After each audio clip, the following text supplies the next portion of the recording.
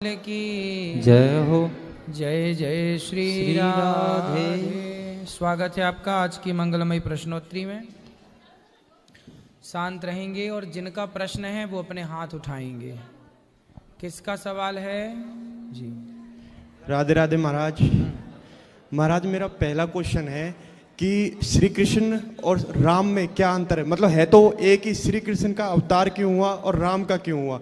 उनमें वो क्या सिखाते हैं और राम क्या सिखाते हैं और श्री कृष्ण क्या सिखाते हैं?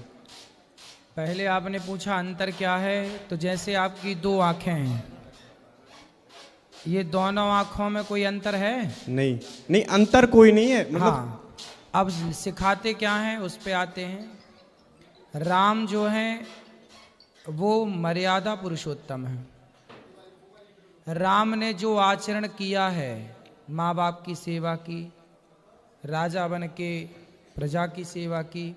राजा कैसा हो ये राजाओं को सिखाने के लिए राम राजा बने।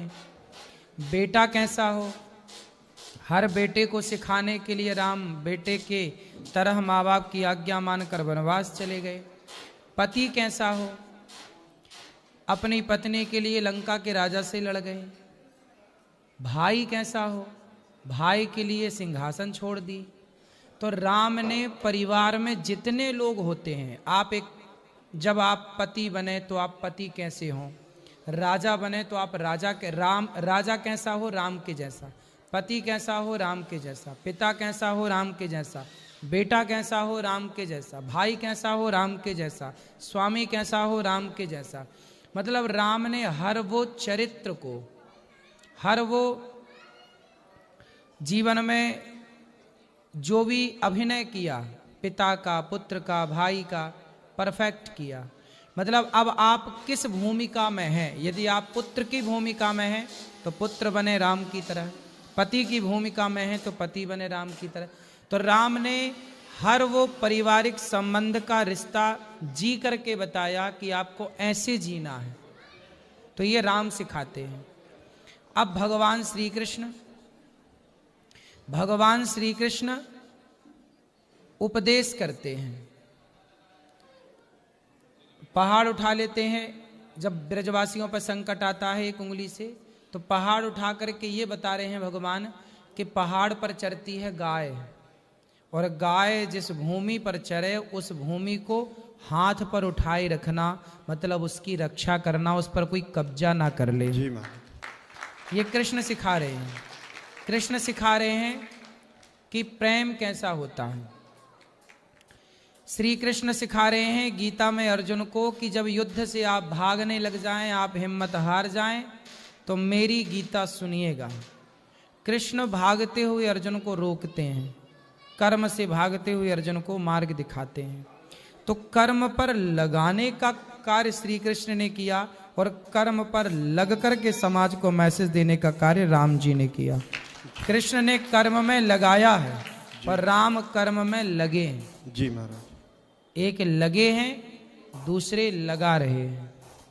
तो एक रूप से वो राम बने, कर्म किया उचित जो भी आपको बताया अभी, और एक रूप से कृष्ण बन करके आए और उन्होंने बहुत सारे वो कार्य किए जो राम नहीं कर सकते थे। राम थे मर्यादा पुरुषोत्तम, राम 2 विवाह नहीं कर सकते थे।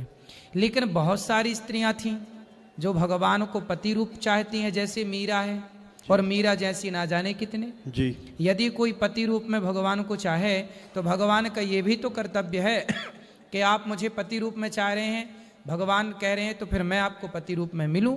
जी। तो भगवान राम सबके पति नहीं बन सकते थे, जी। लेकिन भगवान श्री कृष्ण को, राम को ही कृष्ण बनकर आना पड़ा कि जिन जिन की इच्छा थी प्रभु को पति रूप में पाने की, उनके पति बनकर उनका मनोरथ पूरा किया।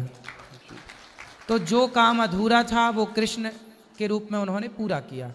वो मर्यादा पुरुषोत्तम थे, यह लीला पुरुषोत्तम है। जी महाराज। महाराज मेरा दूसरा प्रश्न ये है कि मोक्ष और भगवत प्राप्ति में क्या फर्क है, और इंसान को मोक्ष के रास्ते में चलना चाहिए, भगवत प्राप्ति के रास्ते पे चलना चाहिए? देखो, मोक्ष तो बहुत छोटी चीज है।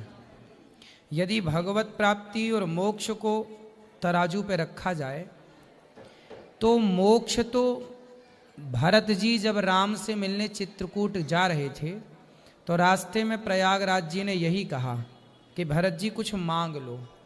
तो भरत जी ने कहा कि अर्थ न धर्म न काम में रुचि, गति न चाहूं निर्वाण, हमें न मोक्ष चाहिए न स्वर्ग न सत्य न ब्रह्म लोक। क्या चाहिए?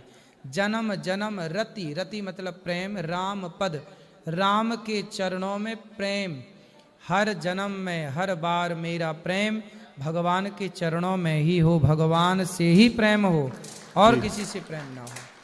तो भगवान से प्रेम ही भगवत प्राप्ति है और भगवान का जो प्रेम है वह स्वर्ग, वह साकेत, वह बैकुंठ, वह मोक्ष से कई गुना बड़ा है भगवत प्राप्ति। जी राधे राधे महाराज। महाराज एक और है, आप कहते हैं कि नौकरी नहीं करनी चाहिए, बिजनेस करना चाहिए, पर जो मेरे पिताजी है वो नौकरी है कि नौकरी कर, बिजनेस मत कर। एक बार उनसे बोल दीजिए। कहाँ है वो घर पे ही है, और इस वक्त डिफरेंस बता दीजिए। ऐसा है, आप पढ़े लिखे हैं? हाँ जी। पढ़े लिखे हैं तो फिर नौकरी क्यों करना? नौकरी वो करें जो कम पढ़े हैं।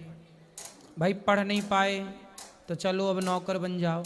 जब पढ़े ही हो तो नौकर क्यों बनना? मालिक बनो ना, नौकरियां देने वाले बनो। आपके घर में 4 लोग नौकरी करें, आप 4 लोगों को 10, आपकी वजह से 4 लोगों का चूल्हा जले, आपकी वजह से 4 लोगों को रोजगार मिले, ये और बड़ा काम है ना, बड़ी सोच है जी।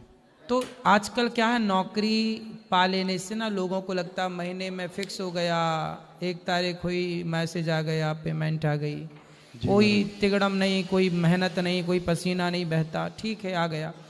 व्यापार में, बिजनेस में तो दिन रात लगना पड़ता है ना साहब। जी महाराज। शेर को अपना शिकार करना पड़ता है तब उसका पेट भरता है। जी महाराज। लेकिन वही शेर जब सर्कस का शेर बन जाता है तो वही शेर पिंजरे में चला जाता है और मालिक के टुकड़ों पर आश्रित हो जाता है। जी। तो शेर जब पिंजरों में कैद हो जाता है तो वो कुत्ता हो जाता है। जी। भले वो शेर है पर कुत्तों की तरह ना मालिक के टुकड़ों पर पल रहा है। जी। शेर की श्रेणी अब नहीं है उसकी, अब कुत्ते की श्रेणी है। जी। शेर की श्रेणी तो तब तक है जब तक वो जंगल में आजाद है, अपना शिकार स्वयं कर रहा है, ढूंढ रहा है, उसके लिए उसको पसीना बहाना पड़ता है। जी। लेकिन सर्कस के शेर में ना पसीना नहीं बहाना पड़ता, समय समय पे मालिक टुकड़े डालता है, वो खाता है, वो अपने कमाने का टैलेंट भूल जाता है, शिकार का टैलेंट भूल जाता है। इसलिए आपको आपके पिता से पूछना कि मेरे को आप सर्कस का शेर बनाना चाहते हैं जी। कि जंगल का? जंगल का शेर वो है जो व्यापार बिजनेस करके अपना शिकार स्वयं करे। जी महाराज। और सर्कस का शेर वो है जो मालिक के टुकड़ों पर पला रहे। साहब वो 1 महीना हो गया अभी तक सैलरी नहीं आई, वो पूरा महीना, इस बार थोड़ा हमें एडवांस चाहिए, 5-10 हज़ार दे दीजिएगा। तो गिड़गिड़ाना पड़ता है नौकरी करने वालों को। पढ़े लिखे हो, योग्य हो, क्यों गिड़गिड़ाओ? अगर निर्भर बनोगे, दूसरों पर गिड़गिड़ाओगे तो अपना मान भी, सम्मान भी, सब कुछ गवाओगे। इसलिए खड़े हो शान से तनकर, यही शोभा मनुष्य तन की, स्वयं सींचो हर एक डाली, खुशी जीवन के मधुबन की।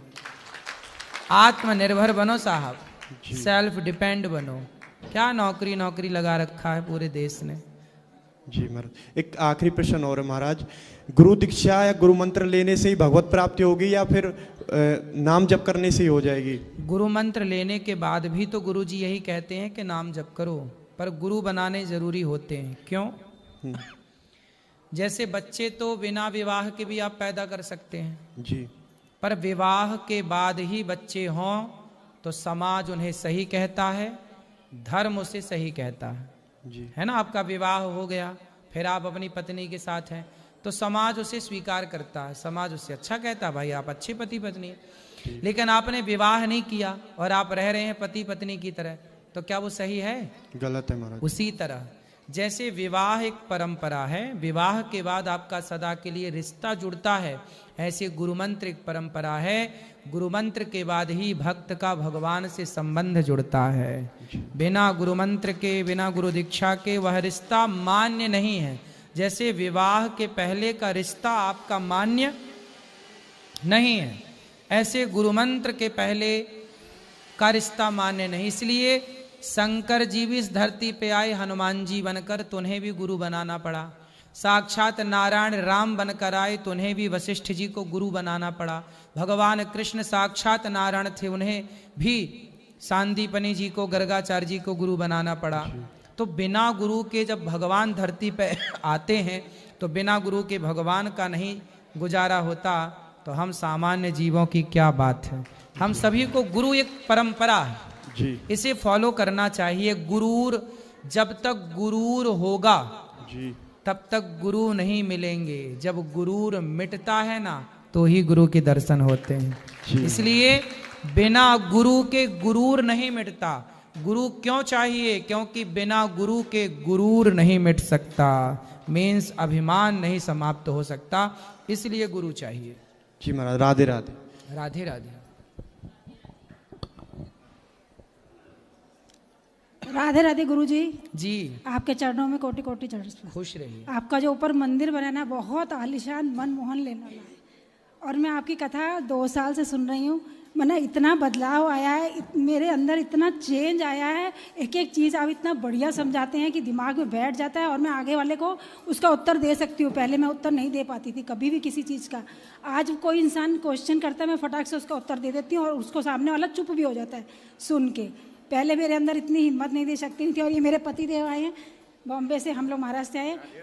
सुबह 4 बजे तक सुनते हैं कथा। पहले मैं इनसे छुप के कोने में रख के सुनती थी कथा, तब मेरे को नींद आती थी। अब ये बोलते हैं बीच में रखो, हम दोनों सुनेंगे। तो मैं तो सो जाती हूँ लेकिन ये पूरी कथा सुनते हैं और फिर सुबह बताते भी हैं कि गुरुजी ने ऐसा ऐसा बोला, तुम तो सो गई थी।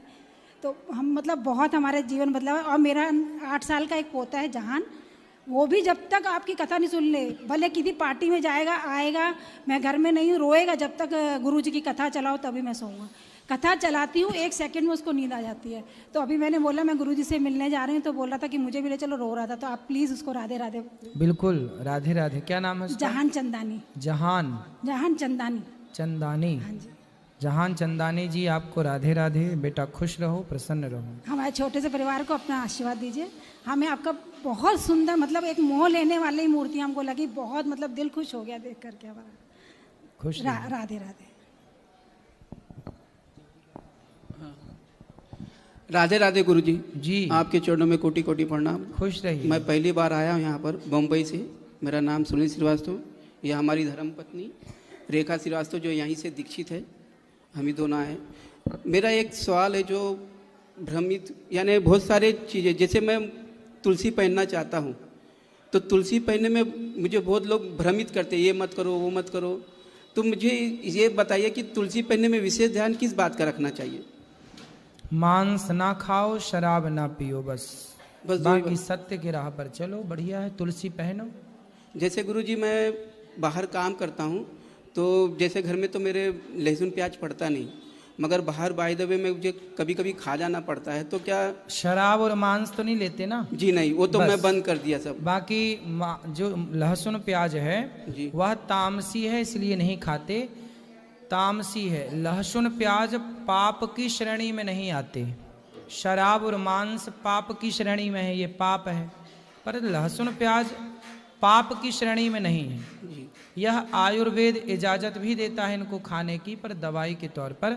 चूंकि भगवान जी का भोग नहीं लगता इसलिए नहीं खाते। जिनको खाना है वो खाते हैं, नहीं खाना है नहीं खाते। ये आपकी अपनी स्वतंत्रता है कि आप खाएं या ना खाएं। अच्छा, ना खाएं वो आपकी इच्छा। यानी बाहर हम नहीं खाते, मंदिर में भोग नहीं लगता। बाकी ना खाएं तो अच्छा है, पर कोई खाए तो बुरा नहीं है। जी। अच्छा, मांस बुरा है, शराब बुरी है। जैसे मैं मांस छोड़े अभी मैं 2-3 साल हुआ हूँ, और शराब यानी और शराब छोड़े मेरे को ज़्यादा 17-18 साल हो गए गुरु। ठीक है, ठीक। सब छोड़ दिया हूँ। धन्यवाद। खुश रहिए। राधे राधे गुरु जी। जय श्रीमान नारायण गुरु जी। मेरा सवाल ये था, जैसे कि मैंने आपके 2 साल पहले गुरु दीक्षा ली थी, गुरु मंत्र।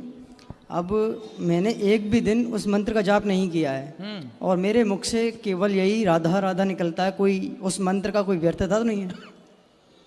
ठीक है, राधा राधा ठीक है। मैं जो मंत्र लिया जाए, गुरु जो आज्ञा करें उस आज्ञा का पालन करना ये हर शिष्य का कर्तव्य होता है। मैं आपके पास 1 साल बाद आ जाऊं, मैं यही प्रश्न लेके कि मेरी जो गुरु मंत्र है वो व्यर्थता जा रही हो इस वजह नहीं, से। सही है, राधा राधा जपना तो बहुत अच्छा है, बस परंतु जो मंत्र है अष्टाक्षर मंत्र उसका भी जाप करना चाहिए। जी राधे राधे गुरु जी।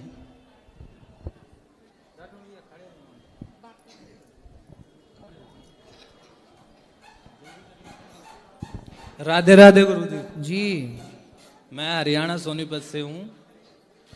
हम पहले दीक्षा ली हुई थी हमने, तो गुरु चेंजिंग कर सकते हैं हम? क्यों चेंज करना है ट्रैक?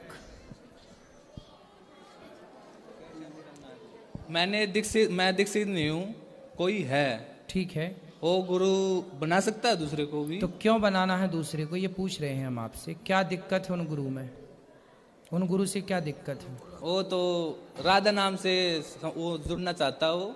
अच्छा, और अभी किस नाम से जुड़ा है? श्रीमन नारायण। तो नारायण और राधा अलग अलग हैं? अलग तो नहीं है ऐसी। फिर तो जब ये मान ही रहे हो कि अलग हैं, तो फिर मान ही लिया कि अलग हैं। अब कौन समझाए? कुछ चीजें समझाई तो नहीं जा सकती ना बेटा। अब जो ये कहे, अब कोई बेटा अपने बाप से कहे कि तूने हमारे लिए क्या किया है, तो वो बाप अपने बेटे को कैसे समझाएगा कि बेटा मैंने तेरे लिए क्या किया है?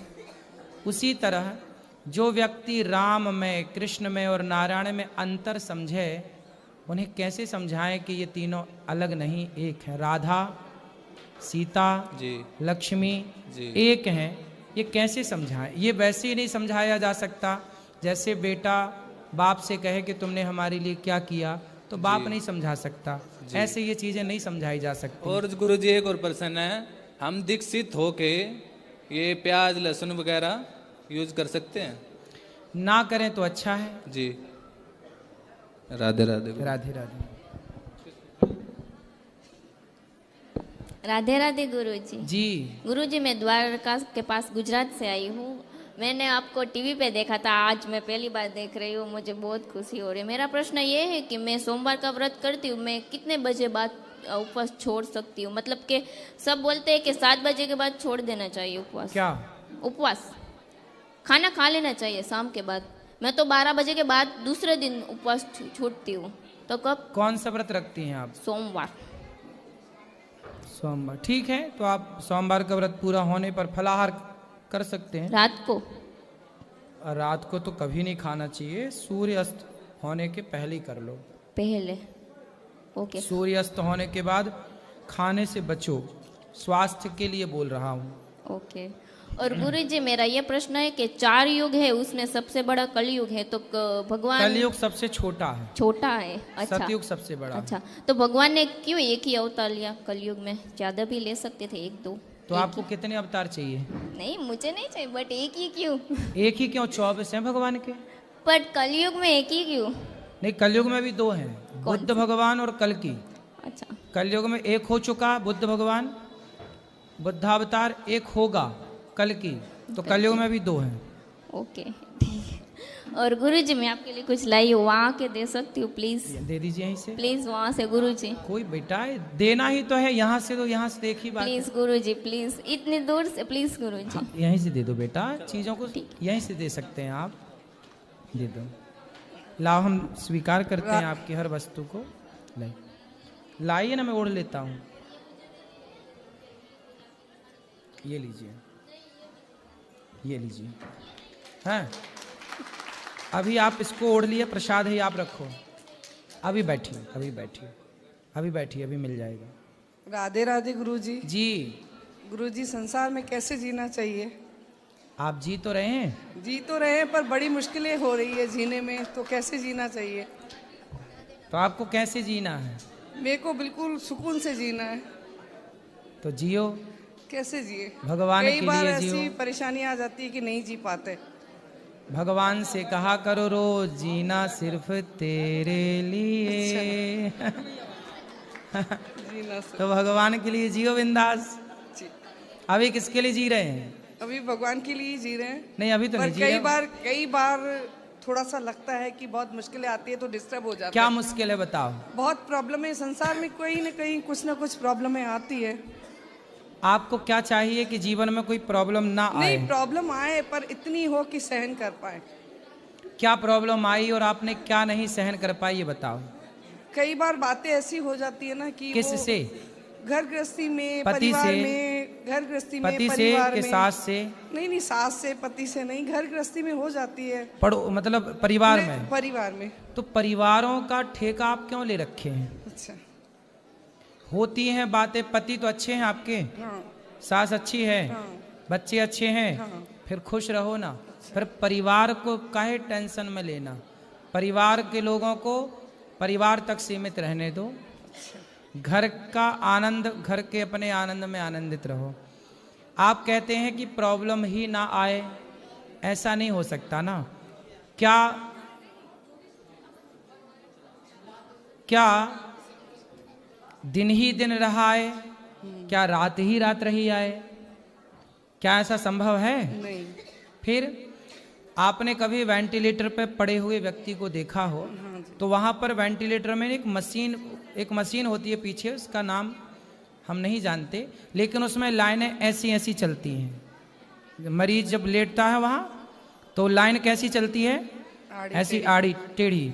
और यदि लाइन सीधी हो गई तो मतलब मरीज की डेथ हो जाती है। सीधा मतलब मृत्यु, टेढ़ापन मतलब जिंदा। जीवन में जहां उतार चढ़ाव है वहीं जीवन है, जहां सीधा हो गया वो तो मुर्दा है। इसलिए कठिनाइयों का नाम, परेशानियों का नाम ही जीवन है। हर परिस्थिति में खुश रहिए, परेशानियों में भी प्रसन्न रहिए और परेशान ना होइए परिवार से। परिवार तो परिवार है।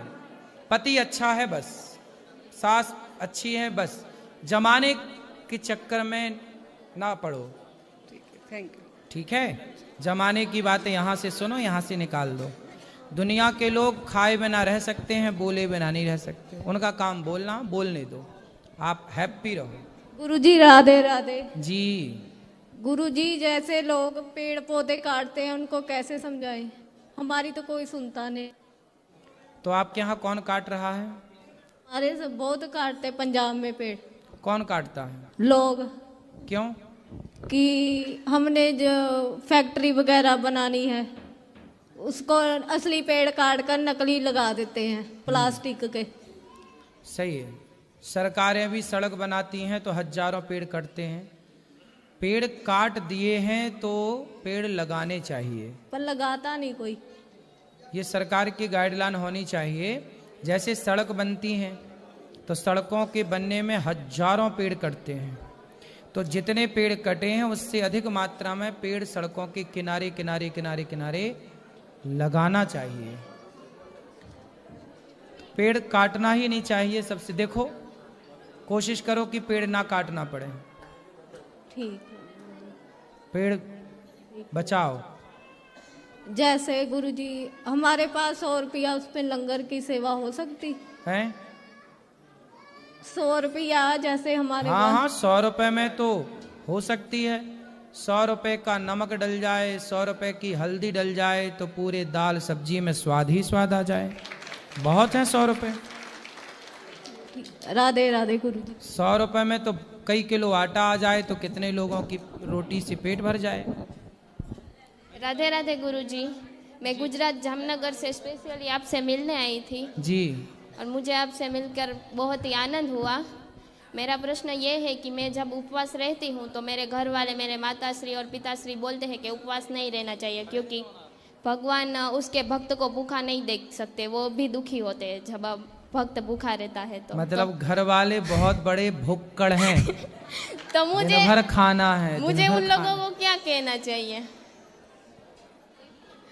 ऐसा है कि भगवान की भक्ति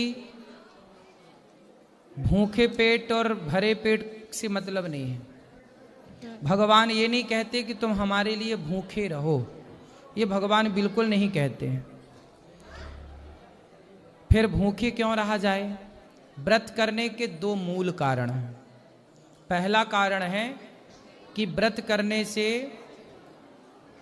एक दिन हमने पेट को रेस्ट दे दिया तो हमारा स्वास्थ्य अच्छा होगा, पहला। दूसरा, व्रत का मतलब होता है प्रतिज्ञा। आज से हमने व्रत लिया कि हम झूठ नहीं बोलेंगे, छल नहीं करेंगे, निंदा नहीं करेंगे, चुगली नहीं करेंगे, गलत काम नहीं करेंगे। हर गलत काम को छोड़ने का व्रत लीजिए। तीसरा कारण, व्रत का मतलब होता है उपवास। उपवास बोलते हैं ना, उपवास। जैसे उपराष्ट्रपति, ऐसे उपवास। भगवान के करीब जाने का नाम उपवास है। भगवान के पास पहुंचने का नाम उपवास। आज व्रत है तो आज अपने आप को भगवान की सेवा में इतना